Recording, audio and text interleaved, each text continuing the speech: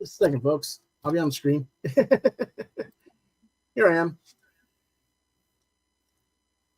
My computer's being a little fussy all of a sudden here. Okay.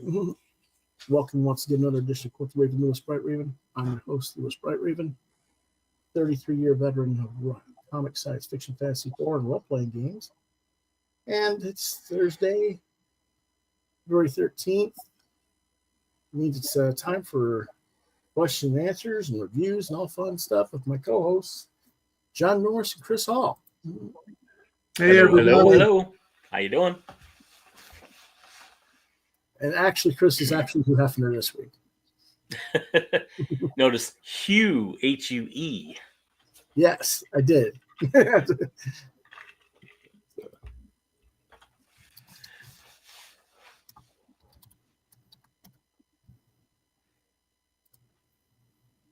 Okay, it's like I said, it's a really busy week, so I got to hurry up and get this stuff going. On with the show. Yes, it's been a heck of a day, though. If I'm a little bit out of it, it's because my cat decided to rip my back open. He didn't do it on purpose, but as cats are wont to do. Yeah. So, let's see what we got.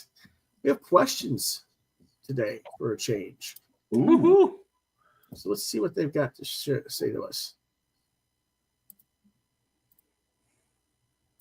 This is a question for everybody. If you could buy Diamond Distributions, would you, and what would you change about how the company works? From Anonymous. We'll start with you, Chris. Oh, to be perfectly honest, I was not that familiar with how they worked in the first place. I knew they were pretty much the monopoly in the comic industry. I would probably start by, paying my bills.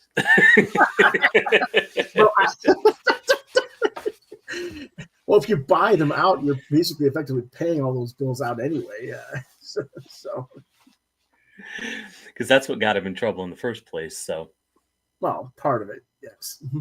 Yes. Yeah, I don't have a lot of input on this particular subject. Okay, John. Yeah, I'm with Chris. I really don't know all the ins and outs of how they've been operating. Mm-hmm. I just know that all the Dynamite comics I get come late, which kind of irks me. But yeah. But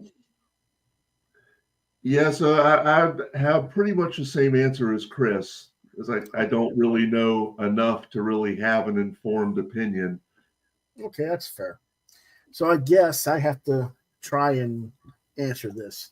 Well, you are the resident expert here in this, so. Yeah.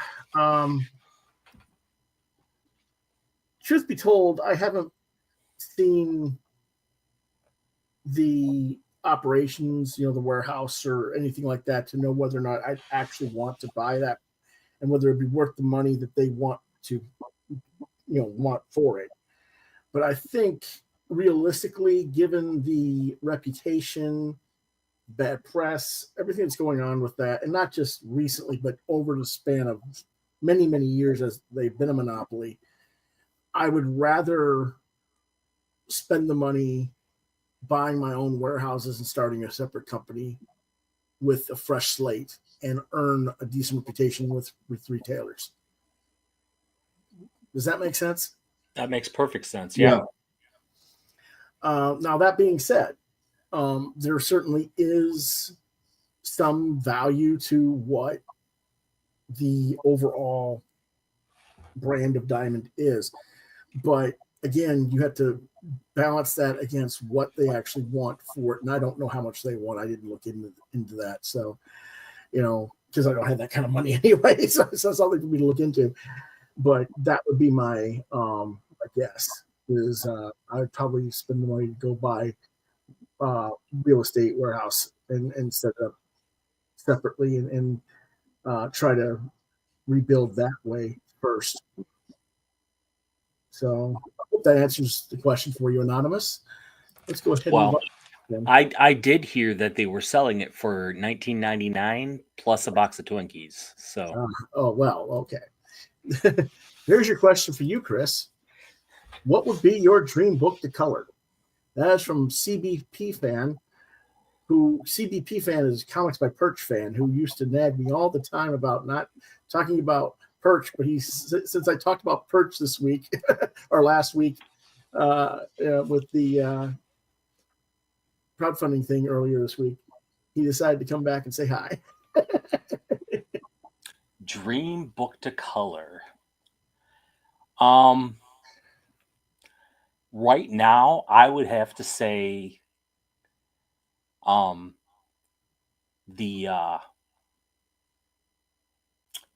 new Dracula book by Matt Wagner. No,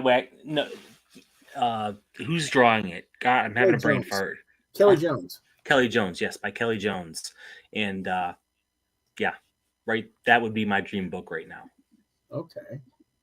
I love horror, huge horror fan. That was my background. That's where I came from. Working for Ivan Press, starting out. So that or Ghost Rider. Okay. A really well done Ghost Rider title. Okay. That sounds cool. Alrighty. Next question. This is for me. Oh boy. What would it take to get you to write or draw for one of the big two, if that is even something you would be interested in? And that is from Sarah. Oh boy.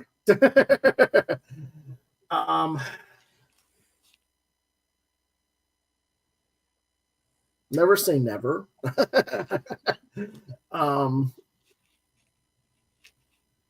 Basically, it just has to be the right situation, the right amount of creative control for the project, and where I'm going to have enough. I don't want like complete carte blanche, but you got to do business with your editors and stuff. But I think I'd be more leaning towards something like What If or Elseworlds or something where I'd have a little more freedom if I was going to do that sort of thing. But I'm not looking for it. What If would be cool. Next question is a question for John. Ooh. And it's another question from CBP fan. Have you ever wanted to write for comics? Short answer, no. Like I enjoy reading the comics I read. I've never given any thought to actually writing for comics. Okay. So, not even when you were doing comics for the classroom. No. Okay. I remember some of your interviews and your articles were. I mean, you didn't suggest that you wanted to write, but it was like I could see you being interested in maybe working on those titles in some capacity back then. You know, but that's just me reading into it probably. So no big deal. So if Feige came to you, John, and said, John, I heard your stuff. I think you're fantastic. I want you to score the next MCU movie. Now scoring. That's a good point. Yes. I might consider it. I feel like my main strength is performing and not scoring. I mean, even but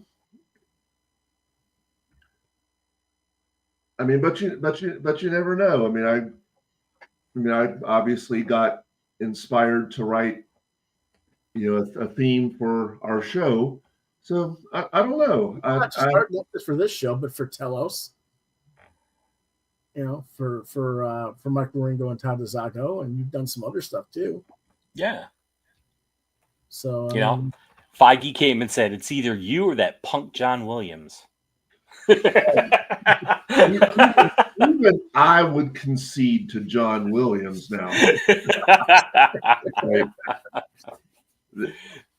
There's no comparison there.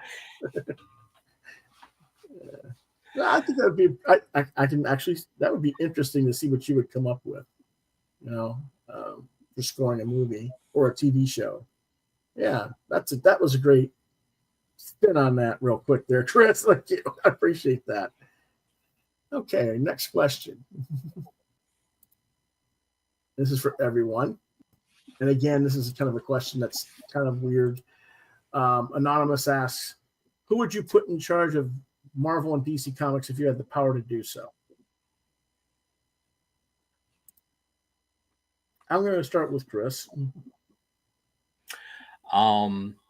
I would put Lewis in charge. Really? Sure with that. We've had somewhat extensive conversations on, what you feel the problems are and what you feel the solutions are. And I don't know. I think those are pretty darn solid ideas. So. Okay. What about David? David, I love you. For those who don't know what David refer to David Campini. I think David likes what he likes. I think it would be steered in a very, very different direction. That's true. But that's true no matter who else you put in, I think, in charge right now. I'm just saying, as in terms of his knowledge, yes, and experience. Yes, absolutely. Yeah, knowledge and experience. Yeah, I would think that he would be a good fit for one of the two. I don't know which one would he be a better fit for necessarily, but I could see it. I don't know. I think he could run Dark Horse pretty well. But do they need him at Dark Horse? No, Dark Horse is doing pretty good, but Richardson's still there, I'll grant you a lot of the old guard have retired now from there, but that's to be expected as people get in their 60s and 70s, Exactly. So, I don't know if bringing someone, because Dave is in his, what is Dave, late 60s now? He's older than us. I know that. Yeah. So, I don't know if that would be the right move per se. I don't know. But that's an interesting thought though. Okay. Anybody else come to your mind, Chris?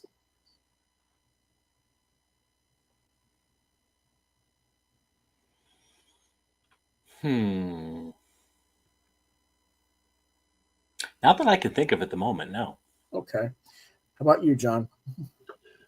First of all, I agree with Chris that you would be a great choice, and for the conversations we've had, in the past. As for which company would you think I'd be better suited for?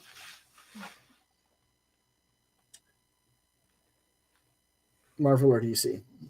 I think you have more of an interest in DC. Okay. Is that because I tend to read more DC and more reviews of DC, or? Yeah. Okay. Well, okay, that's a fair assessment. That's all right. And DC has always, at least in my opinion, they've always been more focused on writers, on the writing and the stories. Whereas Marvel, in my opinion, has always been more focused on the art.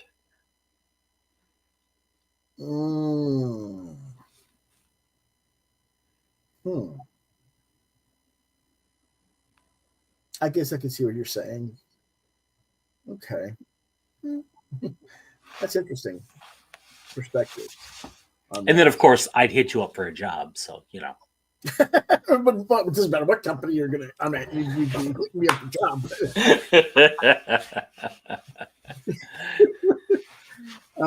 But that's, I want a 10-year exclusive contract. That's one thing I won't do is exclusivity deals like that. No, you don't like exclusive contracts?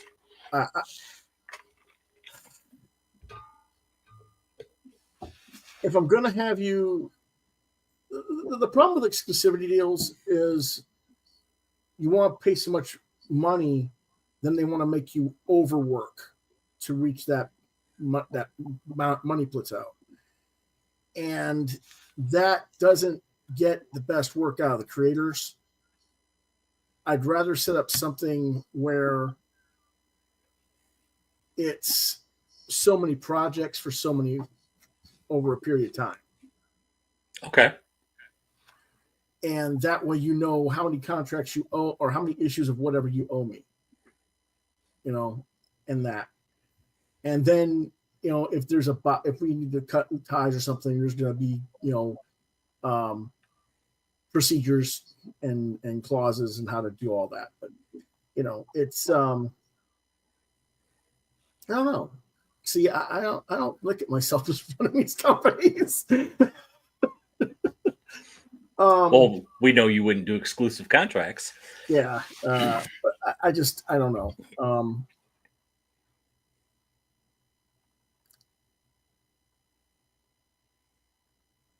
Out of the old guard, shall we say, that are still around, I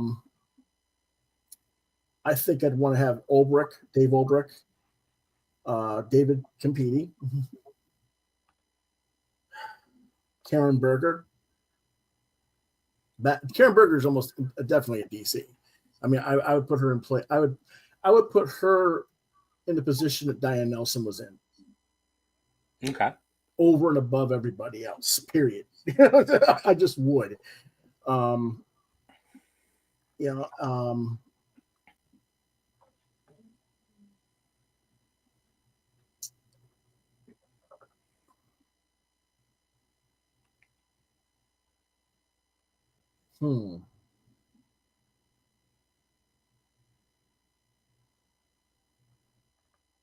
I think I want someone like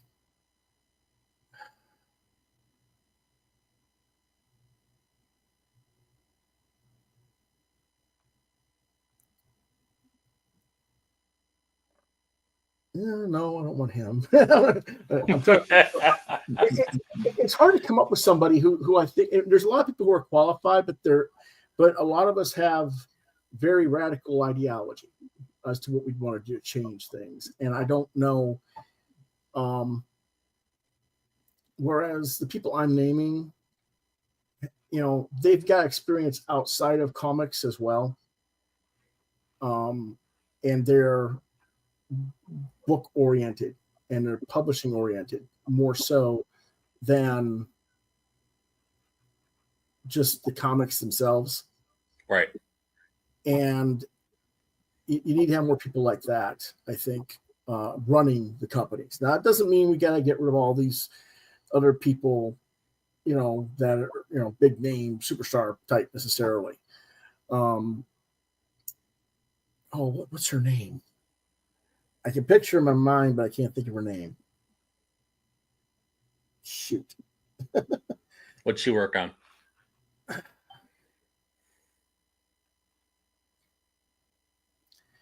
She's not really known in comics per se. Keats Johnson, that's who I was trying to think of. Okay. She's a science fiction editor, but she's worked in comics, setting up stuff with Dark Horse, setting up things for companies. She represented TSR for when DC was doing the TSR comics and stuff like that. So she's got a lot of knowledge about cross-pollination of different platforms and different media.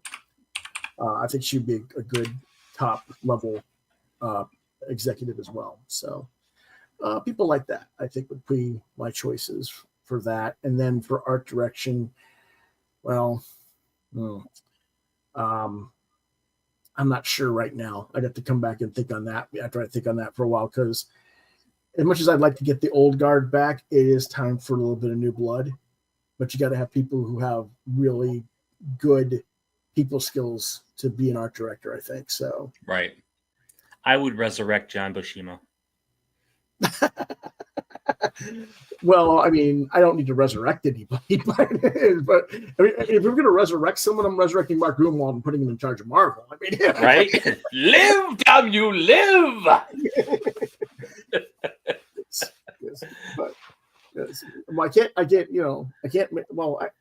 I need to get all the copies of Squadron Supreme that he was printed in to get the ashes back. That's funny. Okay, let's see what other questions there are, if any. Oh, okay, here's another one. How come you never do reviews of the more popular manga franchises like One Piece, Attack on Titan, My Hero Academia, Spy Is it Spy X Family or Spy Times Family? I think it's Spy X. Okay, Spy X Family, Demon Slayer, One Punch Man, Chainsaw Man, Kaiju Number 8, Dr. Stone, etc. from the Manga Maniac. This is kind of a repeat question from a while back. And ultimately, it was supposed to be this Monday, but I didn't get a chance. So next Monday is when I'm starting an actual Monday manga. And we will be talking maybe not as extensively about manga as I do on comics, because I'm not as extensively as well read.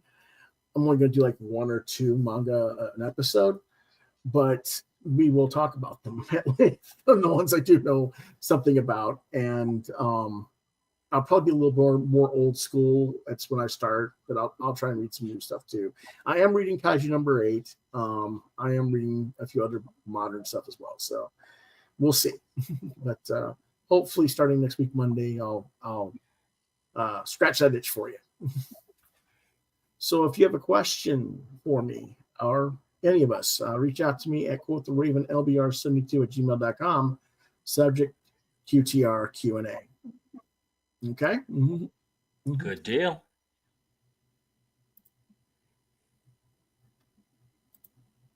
And those are our questions for this week. So let's go ahead and get crazy with these reviews. Starting with Avengers, War Across Time, issues 1 through 5, $5.99 for the first issue, $4.99 for the rest. Publisher was Marvel. Writer was Paul Levitz, the first job he actually did for Marvel in his career. Artist is Alan Davis, with color by Rachel Rosenberg. Lettering by Corey Petit. Editor Tom Brevoort. Genre, superhero action adventure. Originally released in January through May of 2023. Rating for reading is teenage and up. Well, it's about basically it's Paul Levitz, DC's main company man for decades, making his Marvel debut, writing a story that takes the Avengers through different periods of their history as their nemesis, Kang the Conqueror, Time Lord. I've heard him Kang the Time Lord and Kang the Conqueror, but either one tries to end them from interfering in his schemes forever. As the Avengers of different time periods try to figure out what's going on, can they find a means to stop Kang before they are erased from the timeline completely? What I thought of this. It feels like Levitz is writing a pastiche to the era he grew up in and trying to tell a story that scratches his fanboy itch rather than tell a really good story. Now, that doesn't necessarily mean it's a bad story. It's servable and entertaining work for what it is. But I do think you really have to be an Avengers or Marvel fanboy from the 1960s to really get all the gravitas and love for what Levitz is trying to do. I don't think the younger readers who don't have that sense of history are going to really get all of the construct, all the concept to it. I'm only sort of a kind of that fan of that era, and even I was like, well, while I have a detached appreciation for the stories, I'm not really excited by it. So I think younger readers might even have a little more difficulty with it. I don't know. And I probably was just hoping for something a little more to it, a little more bite, a little more depth to it than this one. Like when Levitz tackles the Legion over at DC. And this kind of felt like he was kind of going through the motions a little bit. The art on this is only okay. Alan Davis does all the art. He's inking himself. I think Marvel just scrimped on the budget because they didn't hire Mark Farmer to ink him. That's what they should have done, in my opinion. Not that Alan's a poor inker of his own work, but his inking style is rougher than the slickness that Farmer gives it, and a lot of people just know that combination and are very favorable to that team. So I just think that would have been a better choice. Ultimately, I was expecting something more like the quality of JLA The Nail, and it doesn't quite live up to that standard. Again, it's not a bad story. It's worth the money. I'm not knocking the book as far as not worth the time or money. It certainly is worth your time to check it out. But I don't know. It's just a little bit lesser than some of the stuff I've seen Paul do at DC. And dare I say that's because it's been edited by Tom Brevoort instead of someone like Casey Carlson, who co-edited The Nail. And by the way, our condolences to the family of Casey, who just recently passed away this past week. We're going to miss him greatly.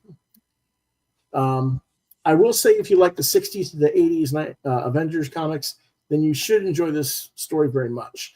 But if that's a little bit too early for your taste, then maybe the story isn't for you. I give it 3 out of 5 stars. Have either of you two read this? I have. I have not. Okay, what did you think, Chris?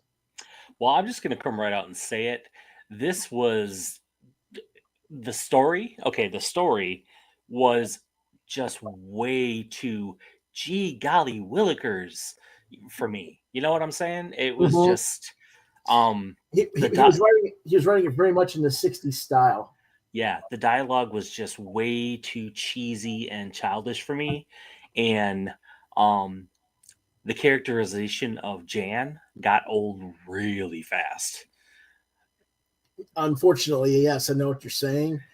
Jan being the Wasp, for those who don't know who he's referring to. Yeah, the Wasp, and constantly with the remarks, "Oh, you're so handsome. Oh, yeah, I'd like to get into that." You know, just the overt flirtiness just really got old fast. Well, unfortunately, that's exactly how the character was written in the time frame that he's writing.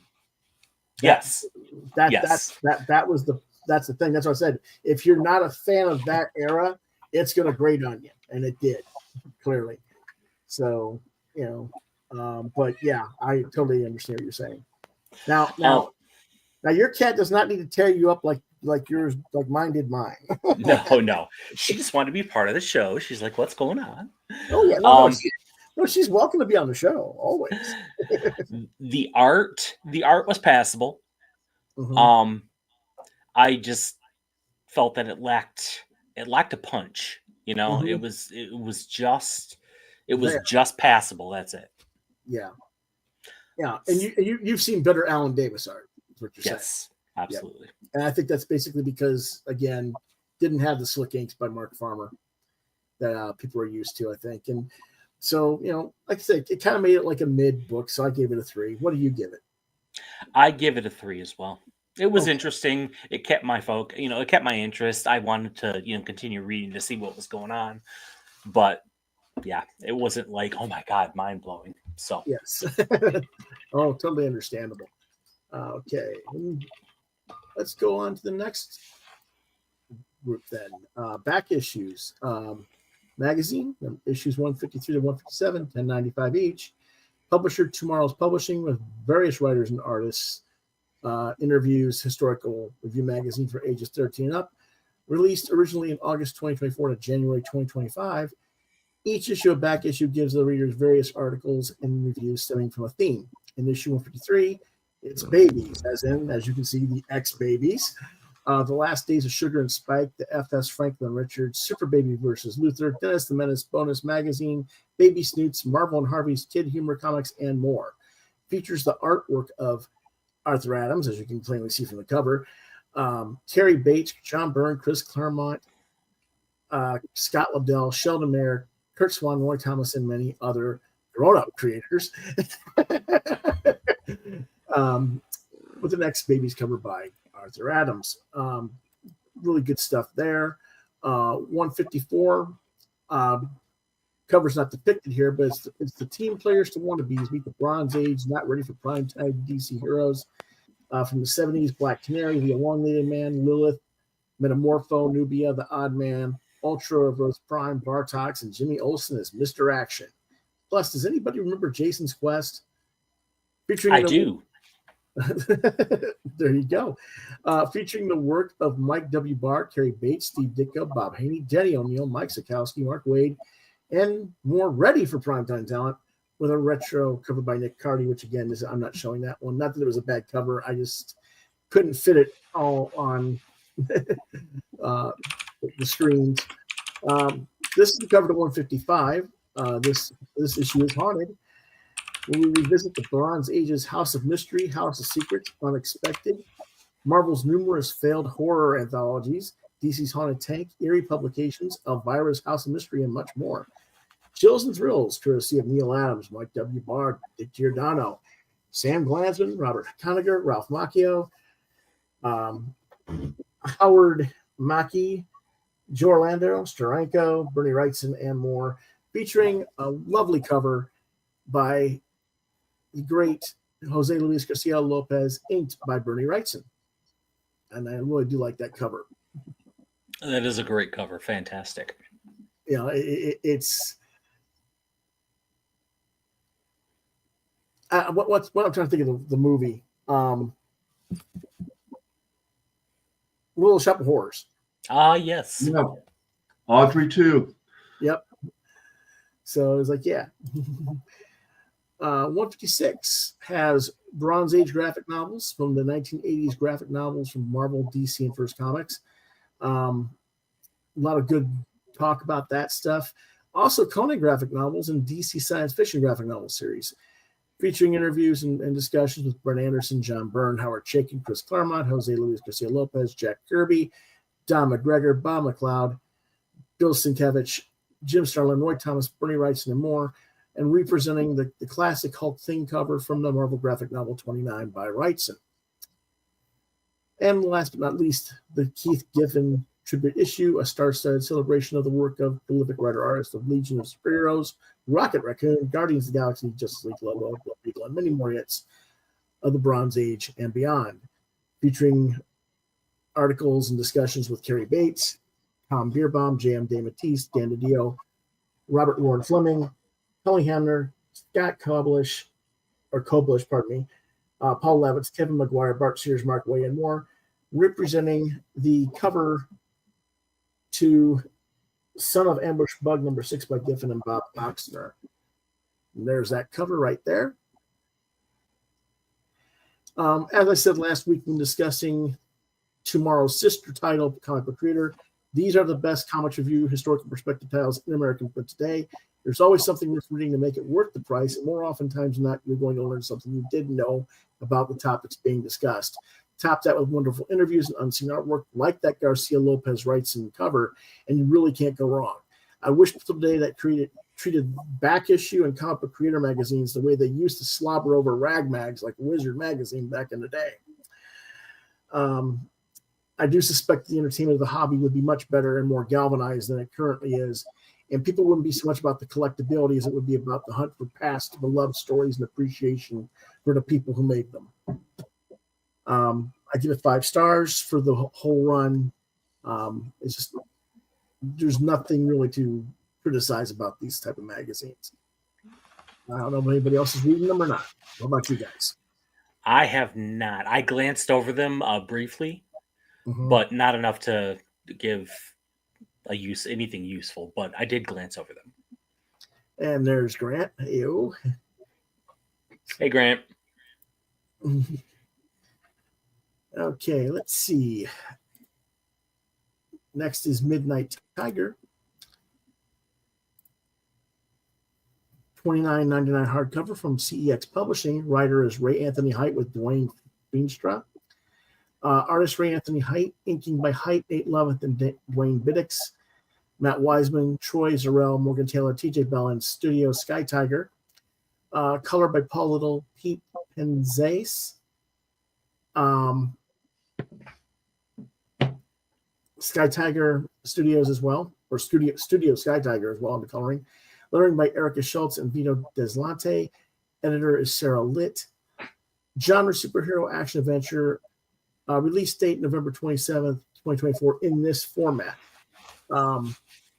Reading teen, what it's about. I don't know why it did that there. Something we didn't get written down properly, but we'll see. There we go. Meet Gavin Shaw, a disillusioned teen living in the crime-infested city of Apollo Bay. On the verge of losing all faith in the capes and tights of his world, fate steps in and gives him the opportunity to finally do the things that they won't and fight the battles they don't. Finally having the means to do something and wanting to put his newfound abilities to good use, Gavin becomes the crime fighter known as Midnight Tiger and begins his assault on the gangs and drug dealers of Apollo Bay. Making a name for himself as the city's new protector, Gavin quickly begins to realize that something a lot more sinister than inner city street crime is actually plaguing Apollo Bay, and he may be powerless to stop it. This collects the stories from Midnight Tiger 0 through 3. What did I think of it?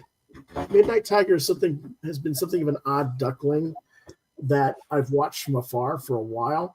Originally published by Action Lab Entertainment, Anthony Height had to fight to get the rights back from when Action Lab ran into troubles and kind of tried to hold all the properties. This put the character in limbo for a while, long enough that the character had to be relaunched.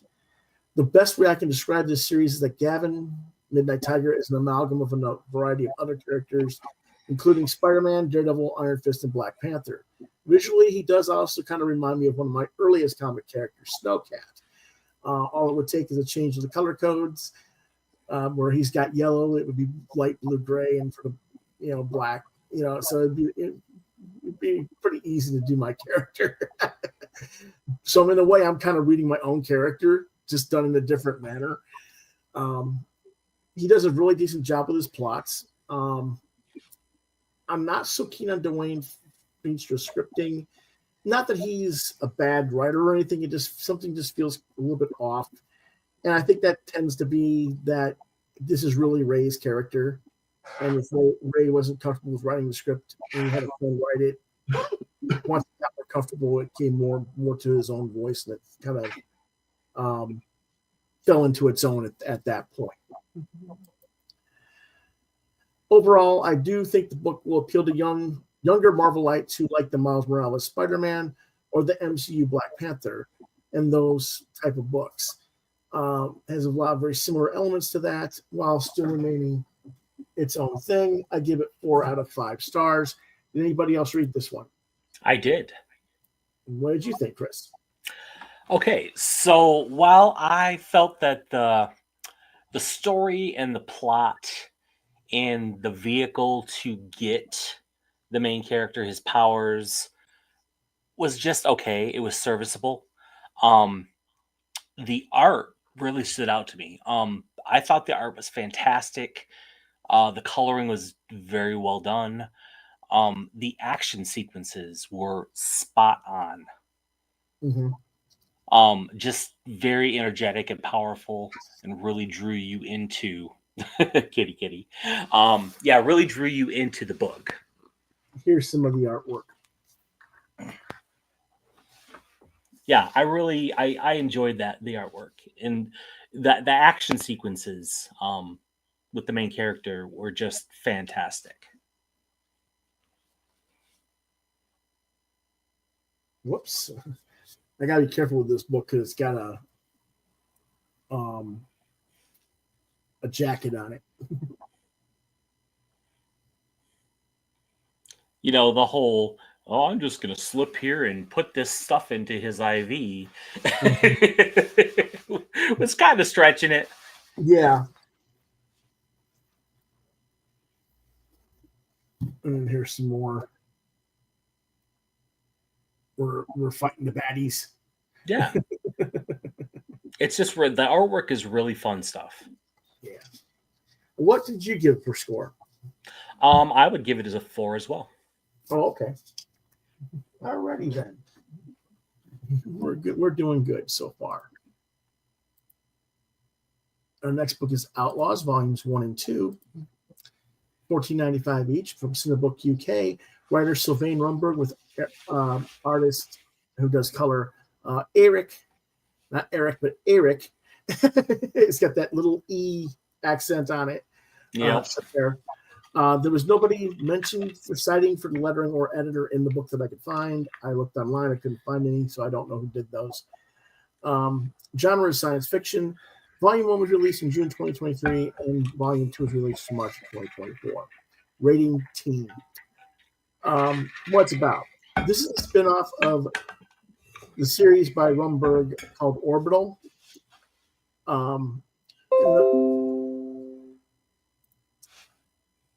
In the first volume, The Cartel of the Peaks, it takes place in 2279. A freighter arrives on the planet Dren with its hidden cargo of illegal immigrants, including young human Christina Swanee. Like the rest of her traveling companions, she seeks a new life, a new start, but what's awaiting them is slavery at the hands of a merciless criminal cartel, the supposed price for the last leg of their journey. With no choice, Christina and the others must do dangerous work in atrocious conditions and soon begin to suspect that there isn't going to be a last leg because they're not going to survive their slave treatment. But one of the cartel members, Zachary, a young half-breed human who is on the outs of the cartel and could be targeted for death himself, convinces Christina to stage a getaway together, steal a ship and load it with priceless contraband, which I'll get into what that is in a minute, and go into business for themselves in a completely legitimate manner afterwards. Well, with not much choice, she agrees. But the getaway plan goes awry when the convergence of bad luck unfolds. The cops show up to destroy their base where they've been tipped off by the freighter owner who just delivered Christina of the base's whereabouts. Zachary's father boss decides he wants to join on the ride to deliver the contraband, which is this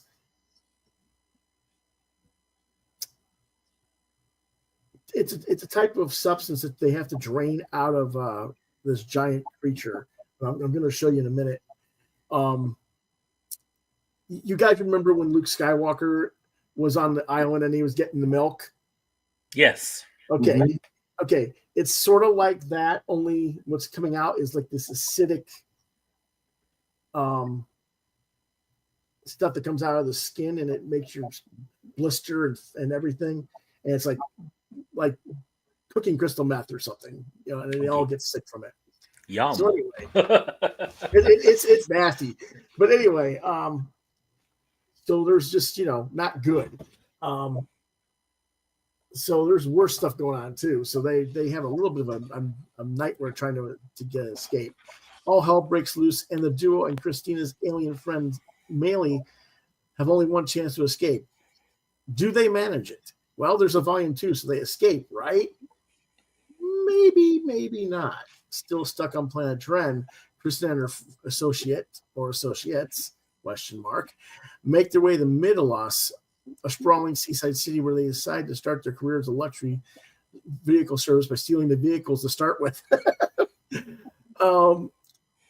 While this is a spin-off and takes place in the same universe as Orbital, it really is a completely different look at the said universe.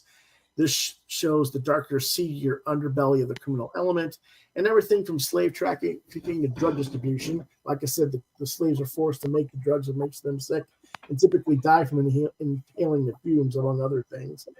The cartel is brutal and kills not only a person who fails them, but their families for failure. If you are part of the cartel and you don't do what they expect you to do, they kill their family before. They'll kill your family first and then kill you. They're not messing around. So Christina's adventures are quite life-threatening all throughout the series. I don't find this series as fun as the Orbital series itself because of the fundamentally darker nature, but Runeberg is still writing a strong story. The characters aren't quite as engaging as the cast of Orbital. Christina literally isn't named until the end of book 1, and there's a reason for that. No name given to the character dehumanizes them, which plays into the whole slavery role and abuse she's handed and is supposed to make the reader have sympathy for her. But to me, she's just too confrontational and ornery for me to have sympathy for her in that way. She knows how to stand up for herself. So let her have her name beforehand, But they do eventually get going, and it's not Zachary. It's not like Zachary doesn't have an interesting backstory of his own. Eric Chaber's art is similar to that of the Orbital artist Sergei Pele, but I think he's more anime influenced than Pele is. I like Pele's art better, but Chaber's work is solid enough, and he does a very nice background art design and has a good eye for color in his traditional watercolor painting style. But I can also see the computer digital components in this work. I think you can see that a little bit in the skies behind here on the cover. It looks more digital than actual watercolor painting to me. Whereas Sergei Pele is almost 100% traditional. And that's probably why I prefer Pele's work.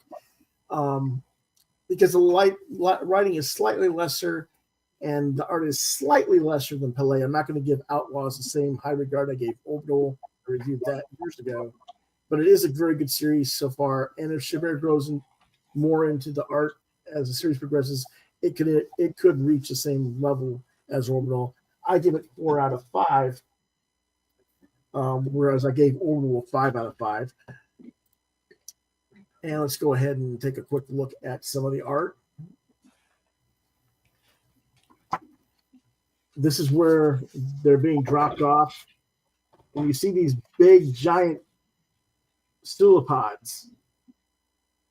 That's what they're draining off the sides of the skin, the milk out of their bodies to get for the drugs. They have to climb on these things, and they're really big, like dinosaurs. So you're like climbing on them, like you're climbing a rock face. See, now, I did read a little bit of this story. It may have been my mood, but so what got me through this book was the art. The story, in my opinion, was just boring as hell. I'm sorry, I couldn't get into it. It was wordy. It was just a slog to read through. Now the art was okay. It varied between good and just mind-blowing. Like, right. You're reading it and they're the characters and you're like, okay, this is okay, it's good art. And then all of a sudden you turn the page and there is this phenomenal, mind-blowing space scene or cityscape in just this glorious detail. Yes. So that is what got me through the story more than the story itself. Well, no, that's fair. And if you think those are mind-blowing, you got to check Orbital out then, because Pele does that even better. Yeah, I'll have to do that then. And he's a much more consistent artist than Chiber is. So I would say that. That's why I said again, I give it a 4.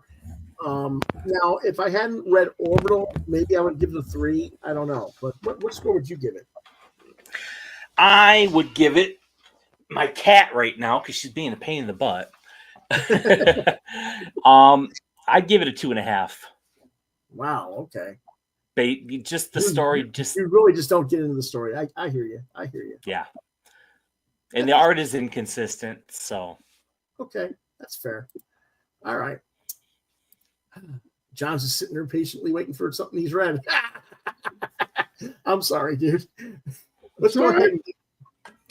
Let's go. Let's find something you've actually read to talk about. Let's start with this one. How about Silverhawks #1, John? You can talk about it. All right. Silverhawks, publisher, Dynamite, writer, Ed Brisson, artist, George Combades. I'm probably butchering that name. Sorry about that. Ellie Wright, lettering Jeff. Ellie Wright on colors, lettering Jeff Eckelberry, cover artist Lucio Perillo, editor Nate Cosby, genre action adventure sci-fi, release date January 29th, 2005. So this just came out. Rating is teen. What it's about. In the nearby galaxy of Limbo, the deadly mob boss Monstar has escaped from his confinement on Penal Planet 10, and he's looking to take revenge on everyone who put him there. At the top of that list is Commander Stargazer, the grizzled space cop who personally took Monstar down the last time he went on a rampage. To recapture Monstar and his gang of supercriminal associates, Stargazer must put his retirement on hold and assemble a new team of his famed bionically enhanced law enforcers, the Silverhawks. Recruited from every corner of known space by the Federal Interplanetary Force, the Silverhawks were engineered to be the first line of defense against Limbo's ruthless agents of chaos. But during Monstar's long incarceration, the program went dormant, and its state-of-the-art tech has drifted toward obsolescence. Now, as they take on the galaxy's deadliest lawbreakers, Stargazer's new team of untested cyborgs, including Quicksilver, Bluegrass, Hot Wings, Steel Wheels, Steel Heart, and the Copper Kid, will face the ultimate trial by fire.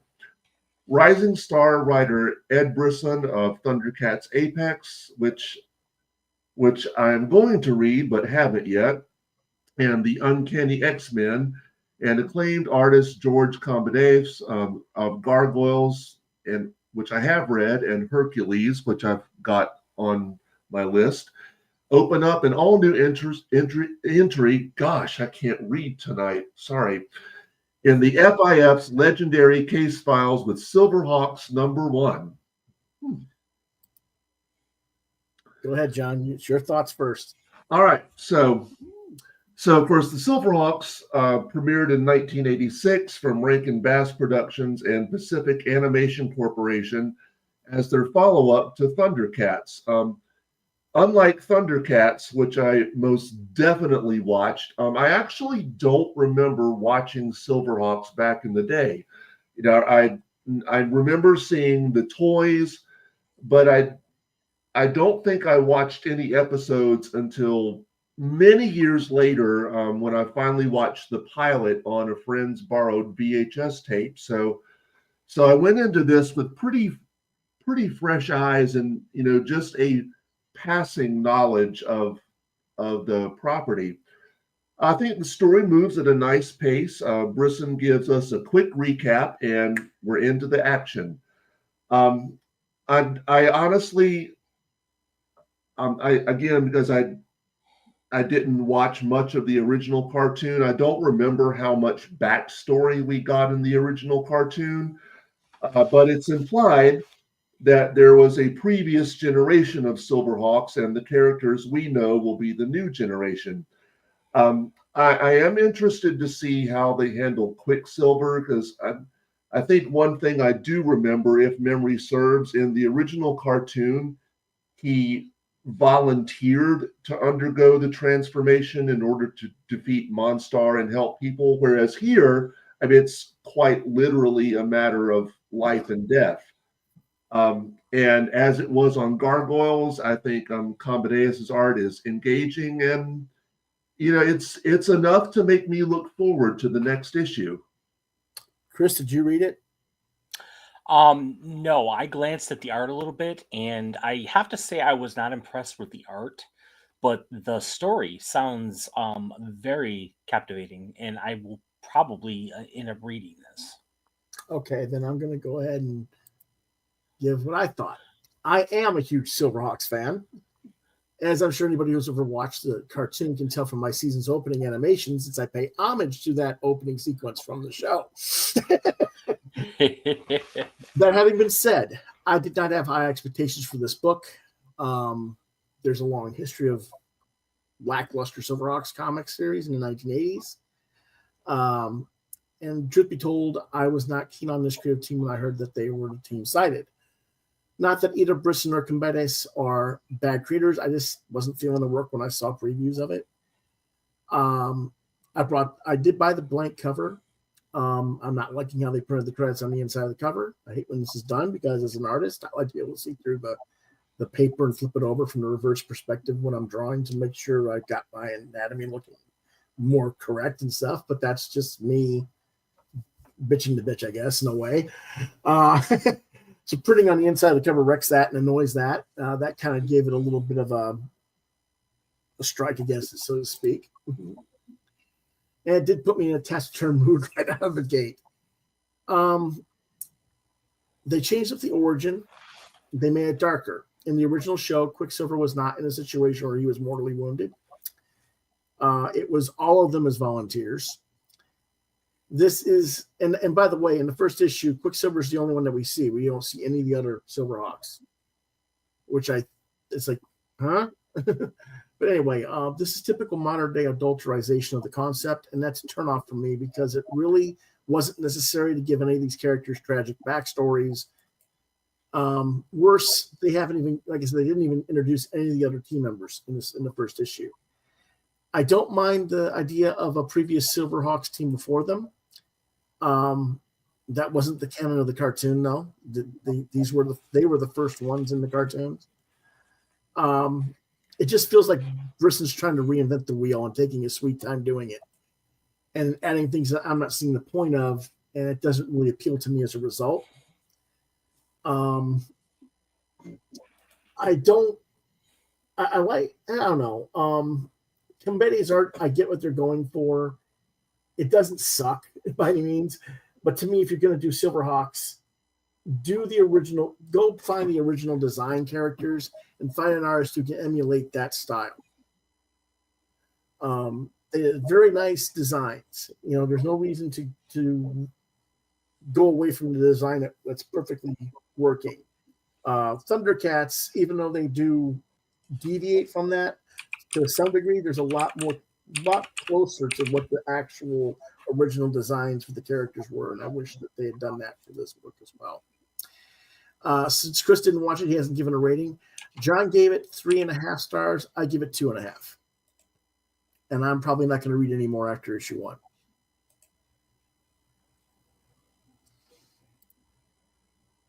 I will say I did work on a very independent, it wasn't attached to any studio or anything like that. It was like a 5 or 6 page preview for a new Silverhawks concept. Mm-hmm. And I colored it, and I absolutely loved that concept. Mm-hmm. Basically, the leader, what's his name? Quicksilver, thank you. Gets his butt kicked because he's old and grizzled, and it's kind of like a last ditch. Gets his butt kicked and gets taken before the new Monstar, mm-hmm. who turns around and is the Copper Kid. Yeah. Okay, that would have been interesting. That's where it ends. So I really enjoyed that take on it. Right. Here's where a guy who's molecular is one of the bad guys and the shapeshifter, and he tricks the guards into freeing Monstar. And this artwork is very anime, kind of pseudo animation cell type look is what they're going for. Yeah. But it doesn't really look like Thundercat or Silverhawks style to me. No. And I'm not happy with that, to be honest. The way they did Hawkhaven here, it almost looks like they did a sort of photo retro type thing for that instead of drawing it correctly. Yeah.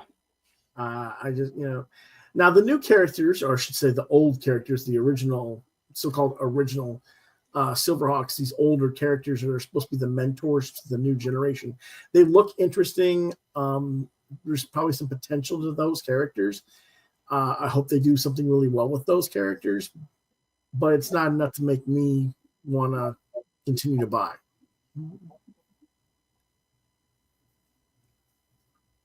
100% agree. And I don't know about, John, you're not wrong to like it though. I'm not trying to convince you not to buy it. If I want you to keep reading it and tell us we're wrong.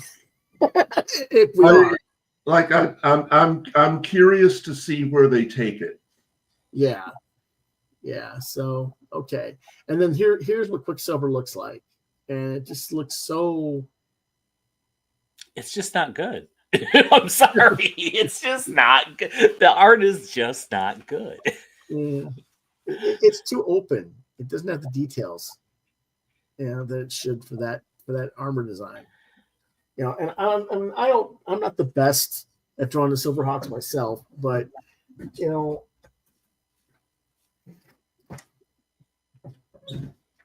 No, I'm sorry. That art looks like a 10th grader drew it.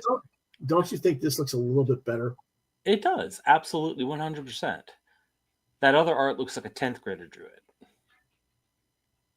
So who was midway through his high school art journey. So and this is not my favorite piece either. I'm going to redo this version of Quicksilver. I was just doing a practice sketch to try and get a sense of the character for when I do the sketch on the actual blank cover. But yeah, I don't know. But okay, there's that one, and let's see what we got.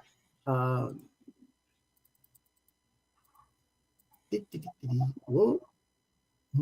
That didn't go where it was supposed to go. I did, however, read Thundercats. We'll get to Thundercats shortly. We got to do another one first. Pandora Perfect, original graphic novels for $16.99. Publisher is 2000 AD Rebellion. Writer is Roger Langridge, who is one of John's favorite writers. I don't know why John didn't get this book. Art is by Brett Parson, lettering by Simon Rowland, editor Matt Smith. Science fiction adventure comedy released in March of 2023. All ages, I would say 10 and up, not all ages, but still good. What's it about? Hold on to your pearls. The criminal genius Pandora Perez, aka Pandora Perfect, has been busted out of prison by her faithful robot companion Gort, and nobody's valuables or values are safe. Part master thief, part goofball, part babysitter, this Dr. Mary Poppins, who will have you laughing so hard you won't notice she's robbing you blind. As Pandora and Gort set out for the heist of a lifetime, from the off, it's a collection packed full of ridiculousness, whether the babysitting a couple of errant kids so you can just get the ankle bracelet off before it explodes in the opening story, attempting to steal a valuable specimen from an animal collector in the Night of the Gulf Warbler, or the fun of Feed the Bird, where they find themselves having to deal with a very big bird indeed after stealing growth pills for poultry, or Mystery Moon, where Pandora and Gort, after looting the Imperial Plunder Museum, head to the Moon Sausage Factory, where all of the meatloaves are being farmed, and the boss happens to be an old friend of sorts, to buy themselves new identities. But to do this, they're off to another heist to get hold of a Wonga diamond. Like I said, it's Doctor Who meets Mary Poppins meets Captain Stern, brought to you in the bombastic 2000 AD manner. I absolutely adore this book. It's got just the right amount of sarcastic charm, but it's not cynical and it doesn't take itself too seriously. Language, as I said, sorely underrated as a writer. I know I mentioned this book to you before, John, but you missed it, didn't you? Yeah, I honestly don't remember you mentioning it to me, but it sounds like it's a fun book. Oh yeah, and I know you were a big fan of Language's work on the Muppets comics back in 2012. So Brett Parsons' art, nice cartoonist charm to it, good at facial expressions, but the book still feels like he's trying to find it. He's rather experimental. He has good storytelling skills overall. If I had reviewed this back when I originally bought it back in 2023, but we didn't do the show in 2023, it probably would have made my best of the year list. Wow. So this is a 5-star book. I'm going to show you some of the art here. Of course, this is the front of the cover. And here's the back. Oh, wow. I love that art. Oh, my goodness. So you can see who's chasing them. And it's just, open credits page there. I mean, look, it has a nice feel to it. Yeah, that is so good. This is the babysitting service. Oh, I wish I could have found this book. Yeah. These actually collect the stories. They actually originally appeared in the 2000 AD magazine. This is just the collections, more or less. But you can see the very cartoony styles. Yeah, it's very reminiscent of Hanna-Barbera to me, like almost Hanna-Barbera-ish. Yeah, the kids figure out that she's not who she says she is.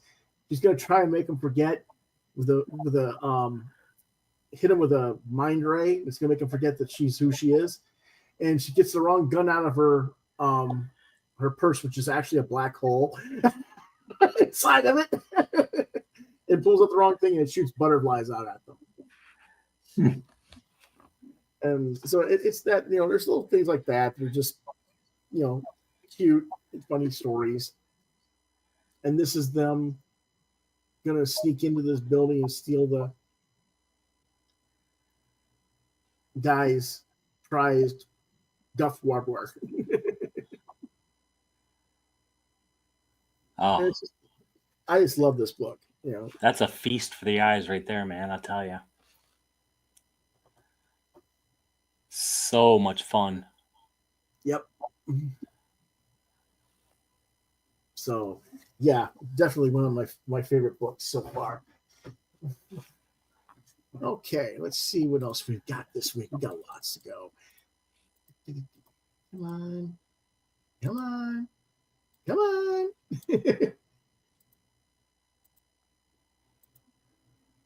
Here's one for John. Space Ghost. Ghost. All right. Space Ghost, 2024 to the present. Publisher Dynamite. Writer David Pepose. Artist Jonathan Lau. Pencils and inks. Colors by Andrew Dahlhaus. Lettering by Taylor Esposito. Cover artist Francesco Mattina. Editor Joseph Rybant. Genre action adventure sci-fi superhero. Release date May 2024 to the present. Rating teen. What it's about: a light shines out in the darkness. Greed and corruption flourish in the emptiness between the stars. With the territories of the Galactic Federation spread far and wide across the vastness of space, pirates and hijackers ransack the distant colonies with cruel disregard for the innocent scientists living within them.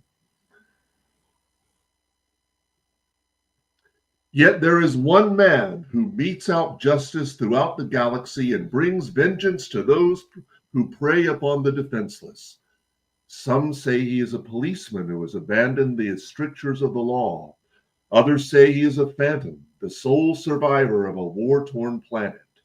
And those who have survived his wrath claim he is more a force of nature, able to bend the very elements of creation to decimate his enemies. They call him the Space. Again here. Come on, you got to do it, you know. Award-winning writer David Pepose from Punisher and superstar artist Jonathan Lau from Vampirella Strikes kick off this action-packed series with a surprise attack on space colony Omicron, home of the brilliant scientist Dr. Jared Kepler and his young children Jan and Jace, as well as their pet monkey Blip. With the colony's defenses overwhelmed, all seems lost, but these ruthless pirates didn't count on the wild card that is Space Ghost. Okay, so it had actually been a while since I saw the cartoon, so I actually checked out the Space Ghost Blu-ray from the library. So I've been watching a couple of them. So Space Ghost originally premiered in 1966, and it was one of several animated series produced by Hanna-Barbera that was created and or designed by the late Alex Toth. And I love some of these shows that Alex Toth worked on. Like you can actually go online and see some of his model sheets from these series, and they are absolutely amazing. But he worked on shows like the Herculoids, which will be getting a comic that I'm very much looking forward to reading. Shazam, Moby Dick and Mighty Mightor, and my favorite of the bunch, Young Samson and Goliath. Now, I personally discovered these shows in the 80s via the USA Network Cartoon Express programming block.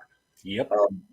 Which I missed that so much. That was some great TV time. So while Space Ghost wasn't my favorite in the bunch, I did enjoy Toth's character designs and layouts. And the series, of course, proved to have staying power. In 1994, the characters were parodied in Cartoon Network's long-running series Space Ghost Coast to Coast. And there have been several comics from Gold Key in 1967, Comico in 1987, DC in 2005, and now Dynamite. And what I really like about this series is that I think that Pepose and Lau take the characters seriously and treat them with respect. We get some backstory for Space Ghost, Jan and Jace, which the original show did not have.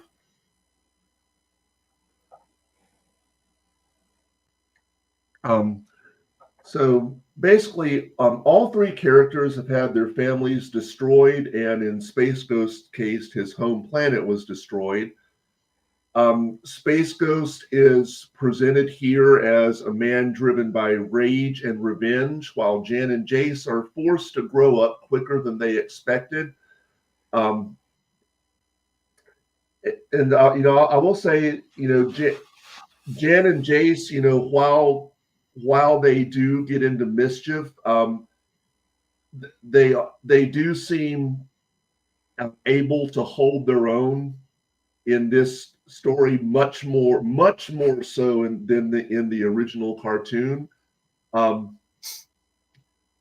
And really, Space Ghost, Jan and Jace, like, they all learn from each other and they all grow, and I like that. And of course, and Blip, of course, is often the smartest one of them all in his own way. As for the artwork, like, I wouldn't say that I love it, but I do like it. And I think it's interesting to see, the show villains like Brack, the Black Widow. She's just called Widow in this comic. Zorak, Moltar, the Creature King, and Metalis, rendered in Lao style. All in all, I do recommend this series. I feel like the creative team has taken the original show concept, expanded on it, and even maybe improved on it. Chris, did you read it? I did not. I did peruse some of the artwork though. Was not impressed by the artwork. I think we talked about this, Lewis. I was like, that's Lao? Like that doesn't even look like his artwork to me. I don't know. It just I was not impressed. Okay, so you didn't care for the art. And I this is the first I've seen of Lao's artwork, so I don't know. Like I had nothing else to compare it with. Right, well, that's fine. Not to sound overly redundant, but my complaints about this are very similar to what I had about Silverhawks. One, I don't want my characters' backstories all dark, violent, and tragic. These comics are supposed to be meant for kids, damn it, not for middle-aged people. It just pisses me off. I'm sorry. I want a Space Ghost and a Silverhawks and a Thundercats for the inner 7 to 10-year-old me, not 52-year-old me. I want to be able to give a book to a kid that age and not feel like this is going to traumatize them. And some of these stories are just. It feels like to me these writers are just writing for their own personal taste and not for who the intended audience is supposed to be. Space Ghost and Jan and Jace were never angry or depressed or, dealing with this horrific thing back in the thing. I don't know. I don't know. Why can't they just be that in the comics where they're just mentally normal, The art by Jonathan Lau is okay, but no, it's not anywhere close to the art style I'd want for the property. I don't know. You give it a 4. Chris isn't rating it because he didn't read it. I'm giving it a 2. Here's some of the artwork.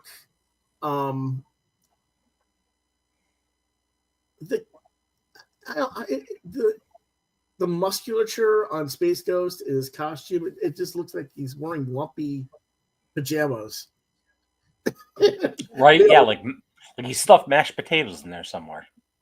It's like it just isn't my thing. I don't understand why they have to make Brack and the other cats look weird. They look like they're like, I don't know. Is that supposed to be a cat head or a cat helmet or what? I just wasn't really getting that.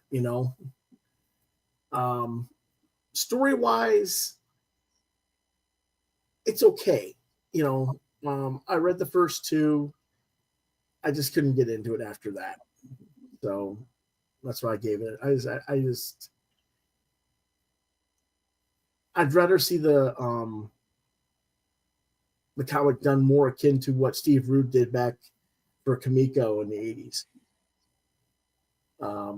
I guess, but that's just me.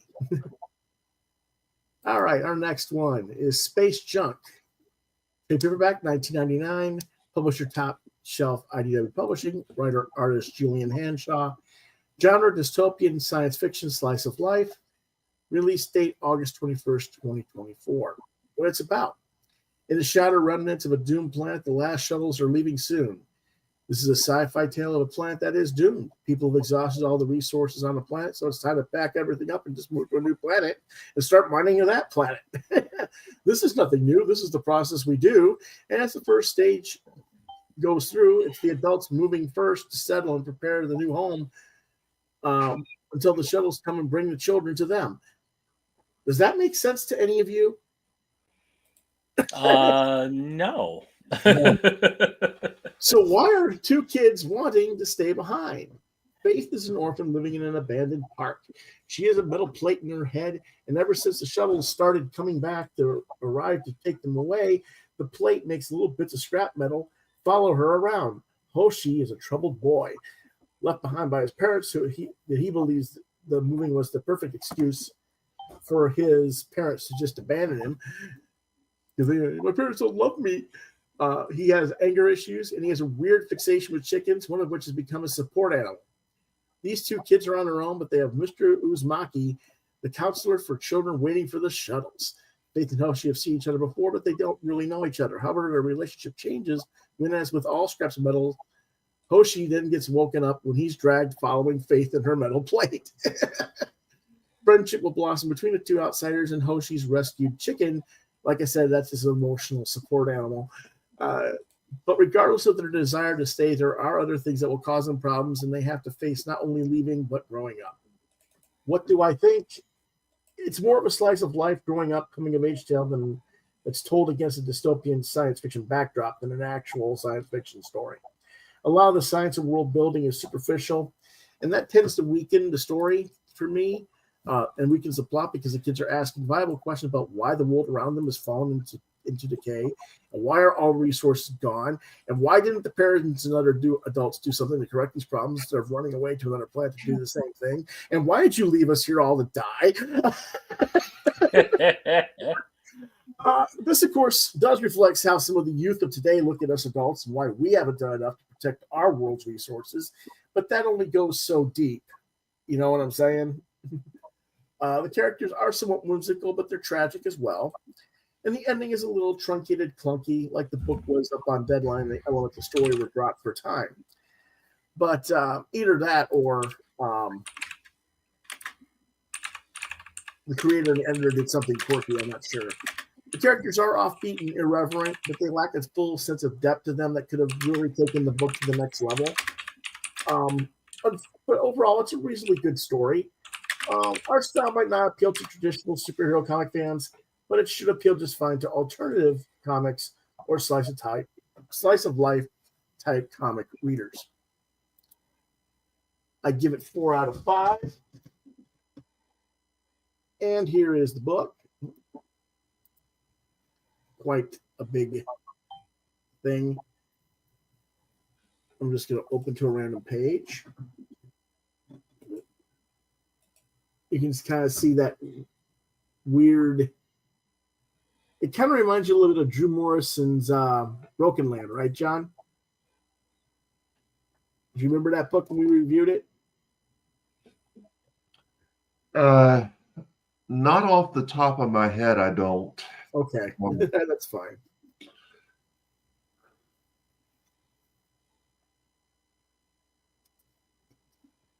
Like I say, it may not be the most appealing art style for some of you. I don't mind it, but I'm a little more open. Oh, yeah.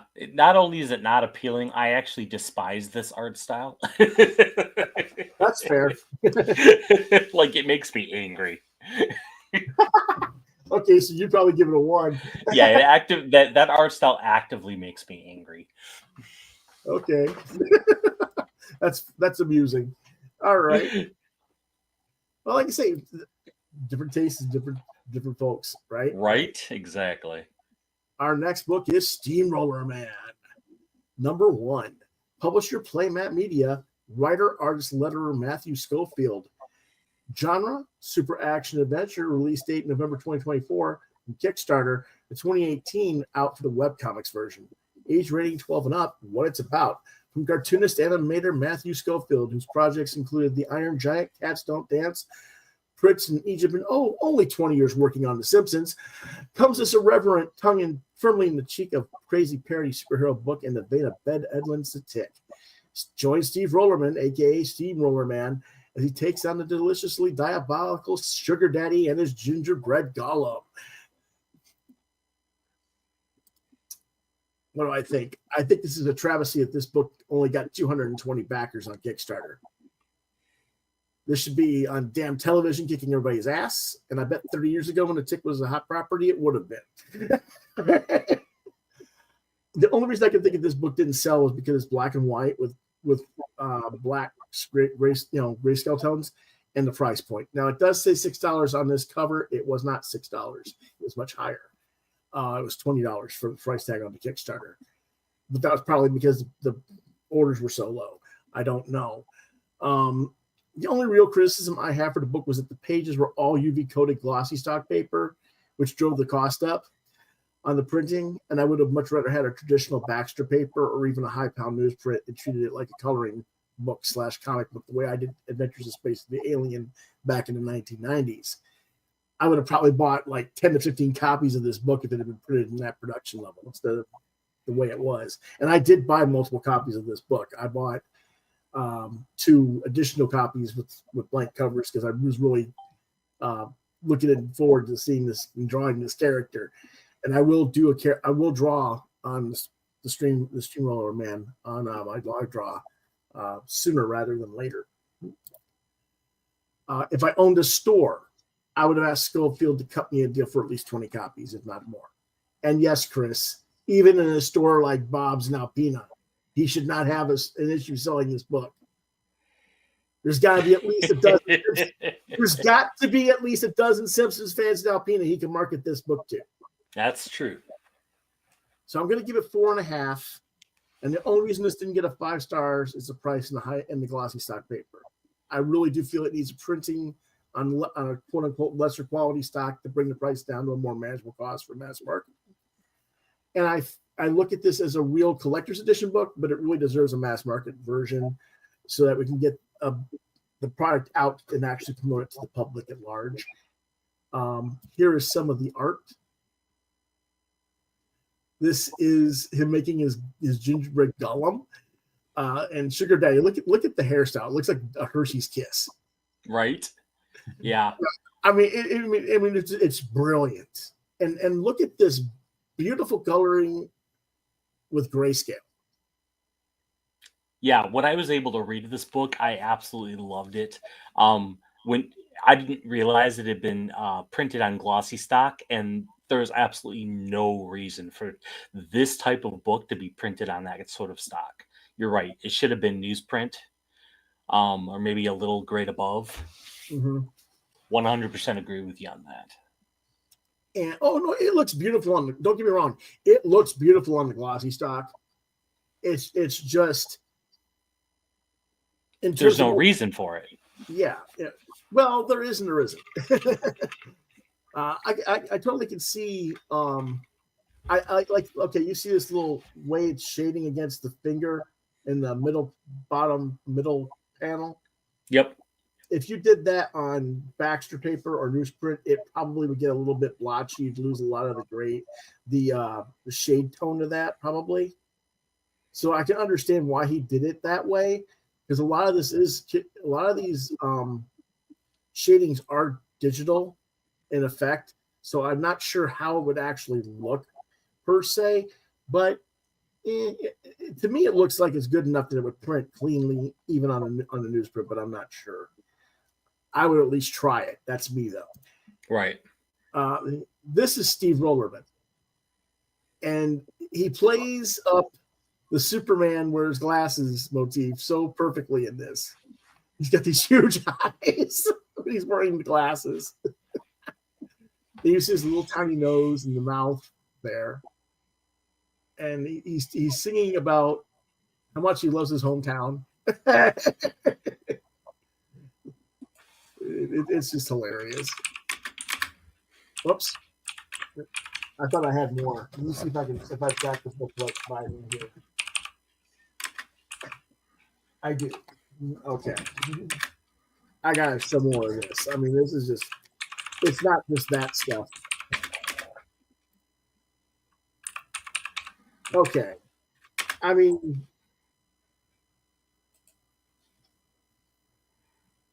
I gotta find that.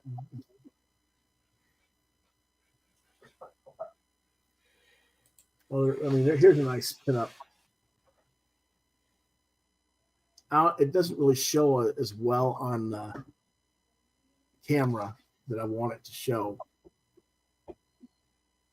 It's all blurry there. It's But not it's still blurry. really nice.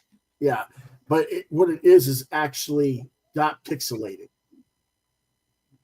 screen tones there that over his head, and you can't tell that in the camera, unfortunately.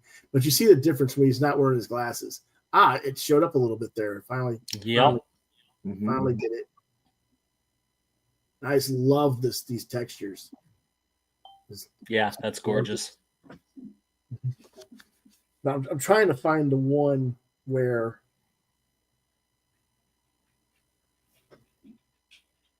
I know it's.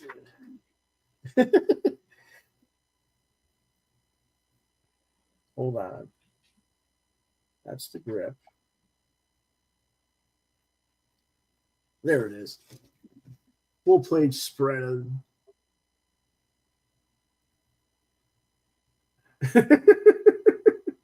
It's just so cute to look at the same time, you know? Yeah, but you're right. Those textures are gorgeous. Yeah.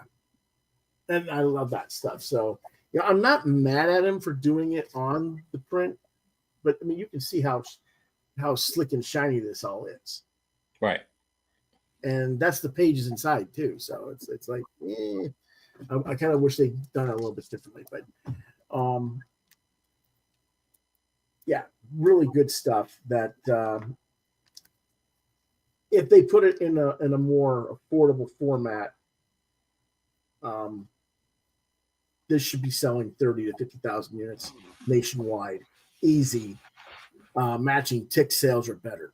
You know, when Tick was really hot, you know, I think it easily matched that if retailers would just give it a chance. Okay, Chris, it's your turn now. You ready? Okay, Snarf.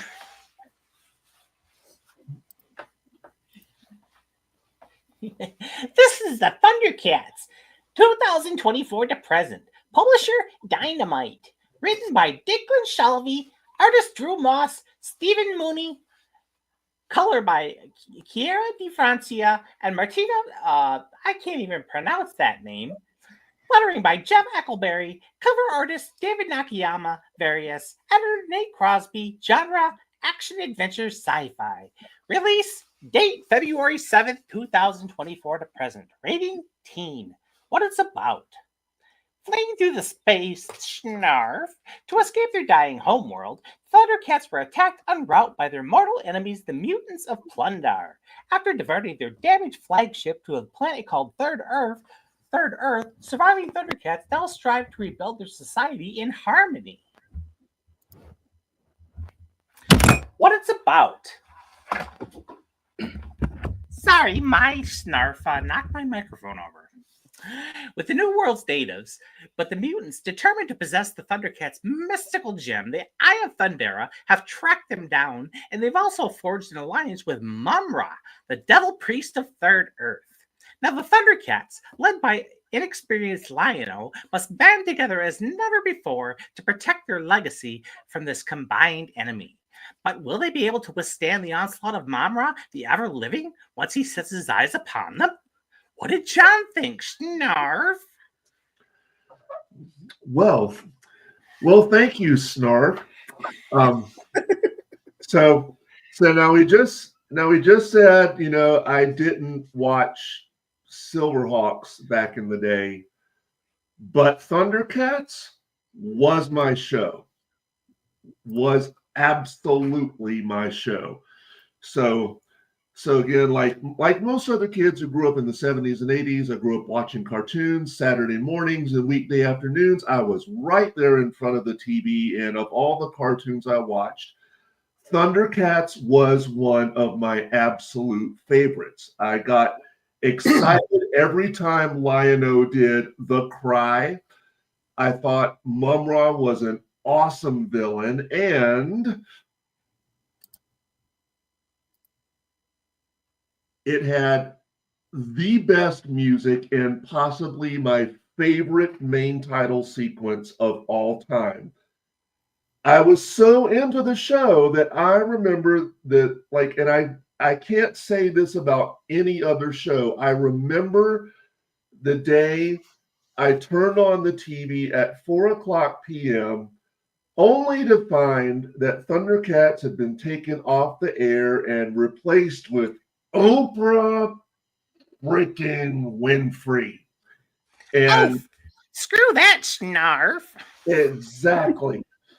And I was heartbroken and pissed off in equal measure. That is how much I loved Thundercats. So how does this series stack up? I think pretty well. You know, like we just mentioned in Space Ghost, the tone is more serious than that of the original show. I do like how Lion-O's aging is explained, because if you remember in the show, Jaga says that even though the suspension capsules slow down the aging process, some aging does take place. But I didn't understand how Lion-O aged so much more than Wily Kit and Wily Cat. And here, it's the result of a malfunctioning stasis pod, which renders his body susceptible to the elements of space and passage of time, which makes more sense to me. And apparently, I did miss something in the original show. I didn't have it. I meant to go back and watch the pilot or first few episodes, and I didn't get a chance to.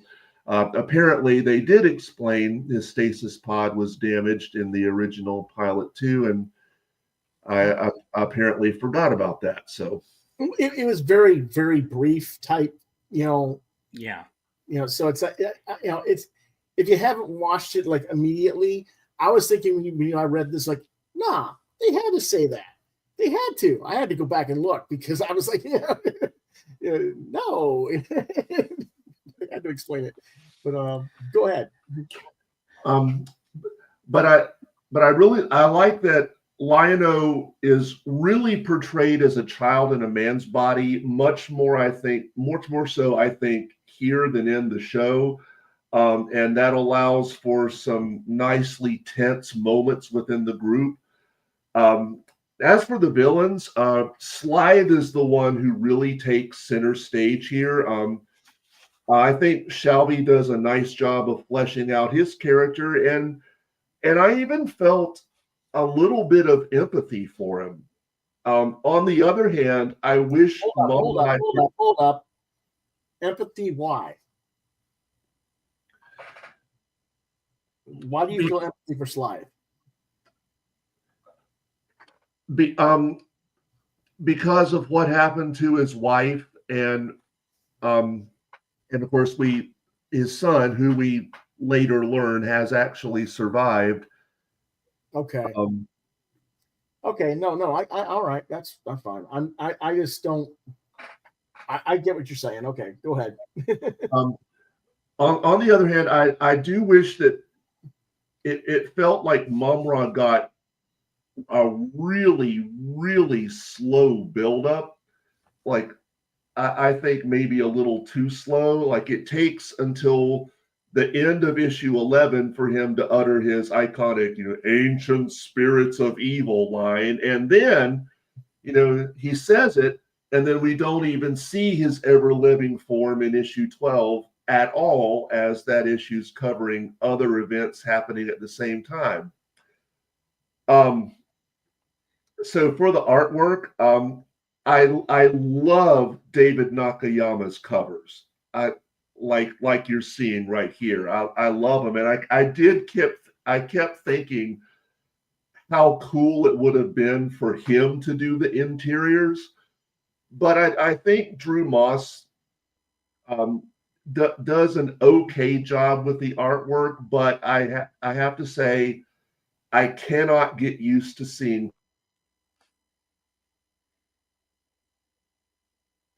When you compare Moss's work to that of Stephen Mooney, the fill-in artist for issue 5, I would go Moss, definitely.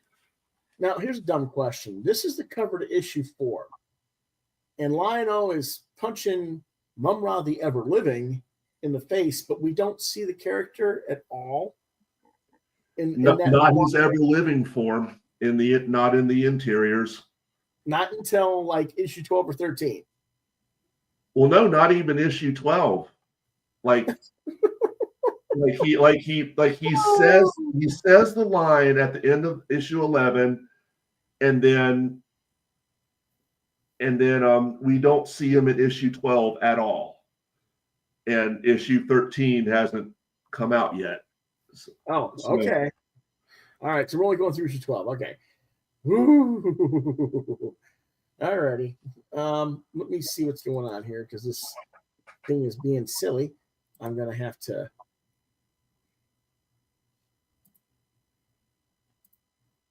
see what it's doing here. It doesn't. Yes, they did. They did very much explain the whole broken stasis pod in the original cartoon. Okay, I missed that then. That's all right. So, And you we call were yourself all a fan of the show. in the pilot, we were all freaking naked. true. Anyway, yep, huge Thundercat fan, 98, 85 to 87. But again, I've also read pretty much every iteration of the characters and comics over the years, from the Marvel Star comics of the 80s to the Wildstorm efforts in the early 2000s to this version. So my expectations, given how much I was not a fan of the 2000 version, were rather low. Declan Shalvey's writing is okay. Nothing inherently wrong. Tends to be reasonably on point with the original intent of the 80s cartoon. I think he tries to smarten it up for older readers that rather than write the book, again, for who the book is meant for, 8 to 14-year-olds. Not people in their 40s and 50s wanting to be 8 to 14 again.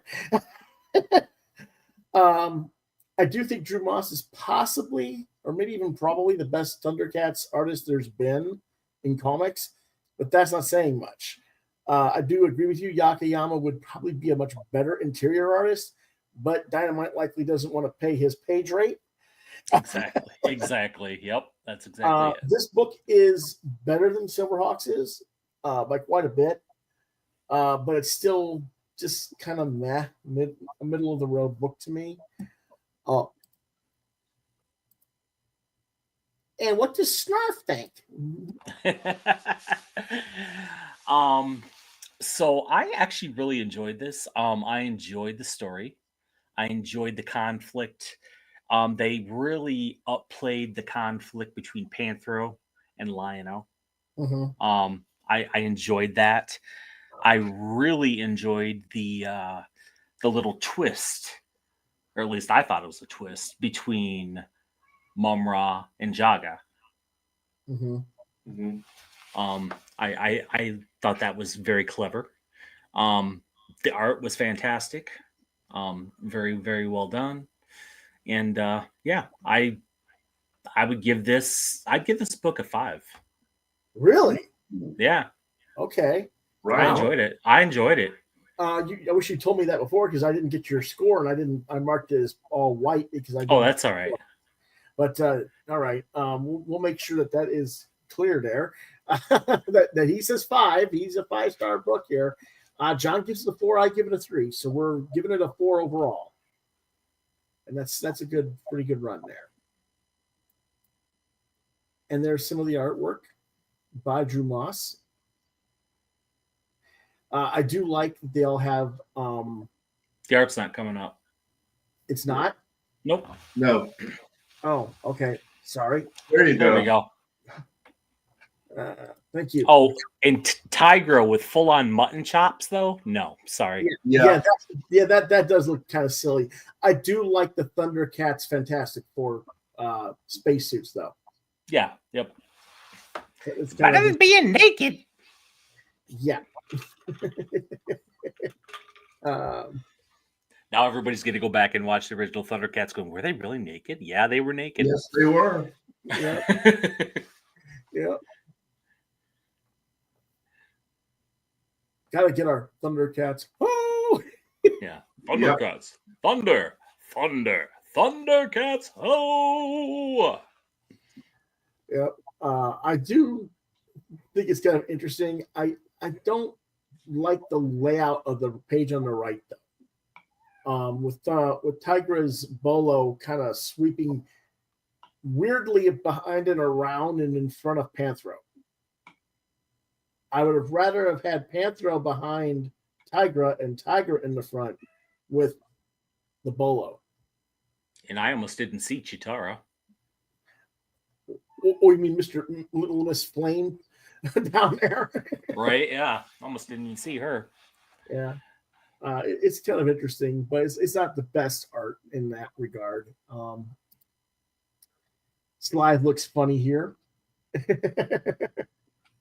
How dare you? Well, I like how they gave a little girth to Monkey in though. Yeah. But they do a good Vulture Man. You know, all of them are pretty decent. Vulture Man having a jacket like that, though, is kind of silly. Well, because he's the flight guy. He's got to have a flight jacket. That's true. I didn't think about that. You got a point. And there you are.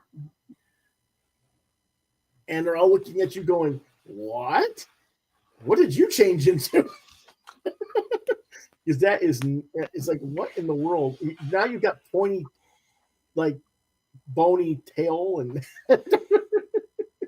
Oh, I didn't really care for the redesign of Snarf either. Yeah. Speaking of bad boys, this one, he's being something else today. The official mascot of the Quoth the Raven podcast. I was bad today. I got on the back of the chair, but I didn't quite reach it, so I fell and I put my claws all across my daddy's back. Ouch. I didn't mean to do it. I didn't mean it.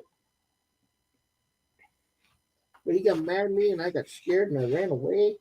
I'm going to go now.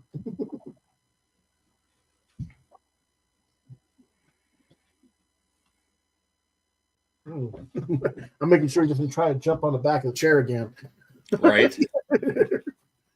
But yeah, it's okay. You know, we got a few more things to talk about though. Let's get to on. Welcome to the Maynard, number 1 through 3. Publisher Dark Horse Comics, $4.99 each. Writer James Robinson, artist J Bone, color by Ian Herring, lettering by Jim Campbell. Cover artist is J Bone for the main cover, and Chris Samney shown here for issue number 1. Editor is Daniel Chabon. Genre action adventure, fantasy and humor. Release date November 24th of 2024. To the present, rating 16 plus. What's about? This is a hotel unlike any other, a place where every guest and staff manager has magic in their veins.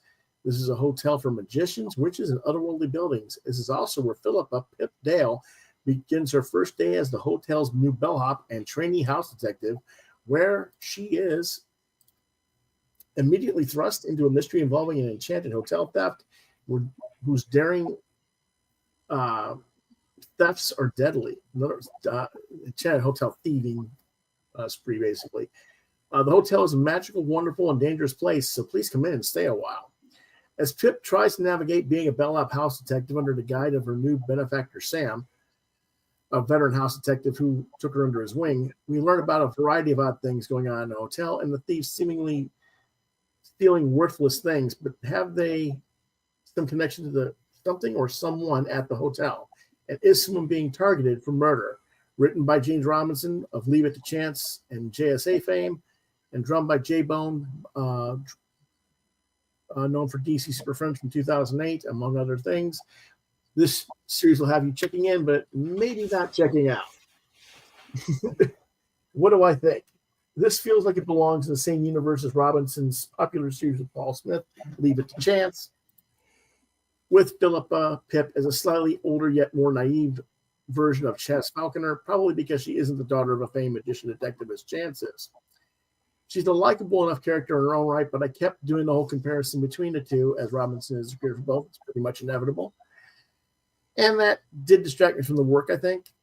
The first issue is mostly world building, introducing the primary characters. It finishes strongly enough to make you want to keep reading. The second and third issues are engaging enough, and Robinson drops the ball, I think, in setting up some red herrings that may not be red herrings at all. It's almost a little too obvious about who and what is going on. And Robinson's trying to balance the lighthearted whimsy with the dark mystery, and it doesn't always line up, in my opinion, but it's still good. J. Bone's art is nice and clean. It adds to the light, bouncy feel of the book, and I think it works reasonably well. I think fans who enjoyed Leave It to Chance or like the Harry Potter franchise will enjoy this comic. Other people who aren't into those sort of things, maybe not so much. For me, I was a huge Chance fan, and I didn't mind the Potter books. The movies were okay, but the books were better, in my opinion. So I have reasonably enjoyed the series so far. There's only going to be one more issue for this story arc. So the rest of this story will be out next month. And issue 3 just came out this week. So I just read the third issue, and I'm giving it 4 out of 5 stars. Did anybody else read this? I did not get a chance to read this. No. Okay. So we'll just go ahead and show a little bit of the artwork then from that. As soon as my other buttons are working. There we go. This is J. Bone's art. And I like this.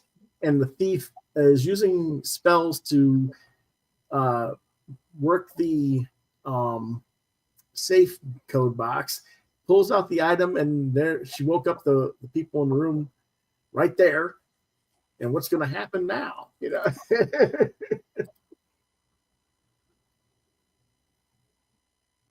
She basically stops them from doing anything and knocks them out cold and leaves. And then it cuts to Pip getting off the trolley or getting onto the trolley to go to her new job in San Francisco. And then I actually really like this artwork. And here she fell off the roof and fell through a portal, and then the portal dumps her right on the table in front of her bosses. And she's explaining what's happening. That she was chasing the thief on the roof, and she fell off the side of the roof. She thought she was done for, but there's some sort of hole, teleportation portal. And that's because the person who owns the hotel put them all over the place for portals for safety of the guests and the staff. So there you go. But yeah, really cool artwork, very clean, very crisp looking stuff. And here's some more of the conversation. And really the boss lady there, it's like she and the bartender are like, well, are they obviously what they're supposed to be, or are they trying to do a red herring? I don't know. It could be either one. You kind of have to wait and see. Do you see you were a Leave It to Chance fan, John. Do you see the similarities here? Actually, I've never read Leave It to Chance. I'm familiar with J. Bone's work. Okay, I could have sworn you were a Leave It to Chance fan. I'm sorry. No, that's okay. But I do like J. Bone. I think his stuff is very good. Okay. And lastly, we have XINO 1 through 3, $5.99 each. Publisher Only Press. Various writers and artists. This is a science fiction anthology released from June to August of 2023. Each issue has multiple stories of the science fiction genre. The first book had 4 stories, 3 of 10 pages in length and 1 of 5 pages in length. The other ones also have multiple stories, similar sizing. In issue number 1, we have Hugh by Melissa Flores, and who that's the same writer who writes all the Cell stories, like Biker Mice from Mars and RoboForce and stuff like that. Yeah. And Daniel Irizarry is doing the art, is about a blind man who is gifted with sight through the wonders of advanced technology, only to reveal a horrible secret that remains hidden from everyone else's view. Rabbit Trap by Jordan Thomas and Shaky Kane plays up the horror of early 1960s Red Scare suburbia, trying, I think, for a Twilight Zone vibe, but the first issue has The Chip by Christopher Condon and Nick Cagnetti, and that was my favorite story of the bunch, highlighted by Cagnetti's art, and that was really the only reason I bought the series to begin with, because Nick was working on it, and Nick's a friend of the show, and we like his Pink Lemonade series. He's been doing his Kirby shtick here, and it looks just fine for the story they're doing. It also has She Took the Air by Phil Hester, which rounds it out. In issue 2, we have Alex Segura and Xander Cannon presenting Finale, about a woman taken away from her family as a small child to be trained as a soldier, to fight a threat, not a thread, a threat known as the Shard, who is an alien monster seemingly with no weaknesses. She never wanted this. She just wanted to be with her family, but she was chosen to be one of many soldiers to fight. But the horror of what is to come and what she does in response tells us the pain of loss. Next is David and Maria Lapham, who bring you Free Hugs, in which a loser male calls for a female to come to his domicile, then delays to let her inside out of self-doubt, to hilarious results. By the way, the cover that you're seeing for issue number 2 is the Nick Cagnetti variant cover there. Guy Pavlesky and Carson Thorne give us testimonial. Elisa Salah, who does writing art for B&B. And the book is rounded out by The People by Francois Viganol, Artyom Trakhanov, and Jordan Wordy. Francois Viganol did a book called Titan that I reviewed years ago, so that's another good artist there. In issue 3, the final issue, which features a cover by Ramon Villalobos, features the strongest overall roster of talent, with Justin Jordan and Molly Mendoza on Visceral, Dan McCade on Sticky Tape, David Hahn and Jim Campbell on Easy Beasy, Michael Conrad and Sean Karuniru on Chateaubriand, and Andrew Carl and Sophia Franz on Buster. What did I think? All three are reasonably well produced and thought out. Like most anthologies, the series was ignored by most American comic audiences. I felt each issue was an improvement over the last one, and that this had been marketed as a full magazine a la Heavy Metal instead of a floppy comic, and that this been packaged with all-in-one volume with the page count of a Heavy Metal magazine, I'd like to believe that it would have fared better than the market than it did as this format. My favorite stories overall were Free Hugs by the Laphams, with colors Francesco Zagala and Gloria Martinelli, Chip by Christopher Condone and Nick Cagnetti, and Chateau Beyond by Michael Conrad and Sean Karunaru. Most people are going to be confused by that last pick, because that story wasn't even mentioned in the solicits, and everyone else has far more star power in that issue. But I like Sean's work from other things I've read and reviewed on the channel before, so that was the reason for that. I do understand why it only lasted 3 issues, but I also feel like it was a missed opportunity by the industry to really start supporting quality storytellers doing a good property. Oh well, it was fun while it lasted, and I gave it 4 out of 5 stars.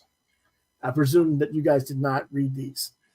I did not get a chance to read this, but I feel like before every show, Lewis, you're practicing names like Karunaru.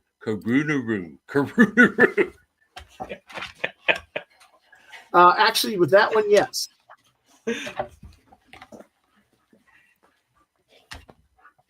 Yeah, with that one, yes. But yeah, I. Okay, get up. Get up. Well, doggy? Yeah. Okay, I gotta let them outside. They're not giving up. All right. I'll be right back. Not a problem. Go on. Go on. We're almost done with the show anyway. But yeah, I'm trying to think, do I have them right by here or not? No. Okay, someone just asked me where was the review for Imagination. I didn't get a chance to read it. It's a really thick book, so that's going to be one of the ones for next week. We'll get to that in a minute. I didn't realize it was a 312-page graphic novel. Wow. Yeah, I thought it was like more like 100, like a 200-page book. I went to go read it, and I was like, "Oh, I'm not going to get through this in time." And rather than have to read it and then try to do a review, I just went ahead and said, "We'll do that next week," you know. But have you figured any books for next week, John? Just so far, just Ninja Turtles Saturday Morning Adventures. I want to see if our comic shop can order the Sectars comic, because I somehow missed getting those issues when they came out, and I think they're sold out of them now. So I was gonna see if I can get those. I don't even remember those ever being solicited yet, but I could be wrong. Yeah, they were. Okay. Well, Chris, I apologize. No. Actually, we are at the end of the show. Actually, we're ready to talk about what's on for next week. And next week, we're going to be reviewing Imagination. As I just explained, I just could not get to that book. It was too long with all the other stuff to just read that one at 312 pages. Bug Wars #1 just came out this week. We'll review that next week. Termite Mound 1 through 3. The Green Lantern Corps, new Green Lantern Corps book #1. That just came out this week. We'll talk about that next week. We'll talk about issues 1 through 5 of Minor Arcana. The book. This is not a comic. This is a educational studies book, Indigenous Comics and Graphic Novels. It's basically about how tribal mythology is used in comics, and talking about different creators who are indigenous and what they do with comics and why, and the pictorial look. That's very cool. Very cool. We've got Thrilling Vistas of the Unknown by Craig Tayleffer. I think I just talked to you guys about his Kickstarter, Xian the Thief. And this is one of the books that I already ordered from him. And it's going to be really funny because we get to compare this one to Aaron Lopresti's Kit Carter, because if you can't tell, it's a blonde female space person with a monkey on the cover. Who's swiping from whom? Right. And then, of course, John did mention this just a few seconds ago. The Teenage Mutant Ninja Turtles Saturday morning version is there as well, and we'll probably have a little bit more to talk about as well. Now, tomorrow we'll be back for Friday Night Movie Talk. It is another anime night, and the movie is The Monster of Frankenstein. It's the follow-up, so to speak, to Dracula, Sovereign of the Damned, and it's much better, we hope. So I watched this again last night, and I have to say I enjoyed it even more the second time. It really is leaps and bounds above Dracula. Okay. And for those of you who didn't know, this is based on the Marvel. This is the anime take on the Marvel Frankenstein book. Yeah, we'll get into that next tomorrow. Yes. But until then, we want to thank you for watching the show. If you have questions, want to reach out to me at quotheravenlbr72@gmail.com. You want to reach John, it's grayfigaro@hotmail.com. And if you want to reach Mr. Hugh, it's Christopher M. Hall 1973@gmail.com. So until then, we always bid you well, and we will see you guys hopefully tomorrow evening. We hope you enjoyed the show. We'll see you next time with the Raven, nevermore. Nevermore. Bye, Snarf.